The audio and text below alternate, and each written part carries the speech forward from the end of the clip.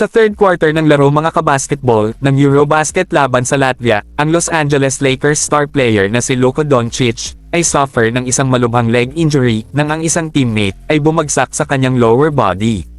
Si Doncic mga kabasketball ay limped off sa court at hindi na bumalik sa laro. Later in the contest, nakita siyang naglalakad pabalik sa bench.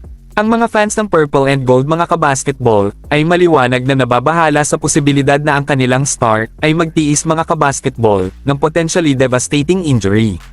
Sa kabutihang palad mga kabasketball para sa fanbase at ang franchise, ang reporter na si Dan Wojcicki mga kabasketball ay nagpapatahimik sa lahat ng mga concerns nang inihayag na ang pinsala ni Luka ay hindi seryoso at si Luka mga kabasketball ay patuloy na mag-represent sa kanyang bansa moving forward bago ang pagsisimula ng season ng NBA. Si Luka mga kabasketball ay nagkakaroon ng isang fantastic game sa time ng injury. Ang slim down forward ay umiscore ng 26 na puntos sa first half mga kabasketball at may 5 assist at 5 rebound. Sa huli, nanalo ang Latvia sa laro. Pinangunahan ni Kristaps Porzingis ang Latvia na may 20 puntos. Ang fellow NBA player na si Davis Bertans mga kabasketball ay may 16 na puntos. Ang pinakamalaking kwento dito mga kabasketball ay si Luka.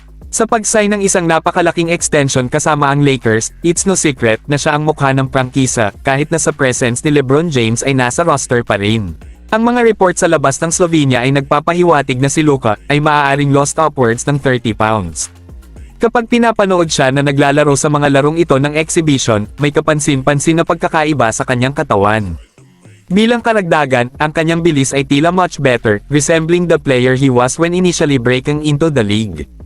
Ang idinagdag na quickness at agility ay dapat paganahin ni Luka na maging isang mas efficient at impactful defender even if he approaches league average status. Tunay na, ang offensive end of the floor ay maaaring mag-pop kahit na sa isang player in theory na mas better attack the rim of the bounds.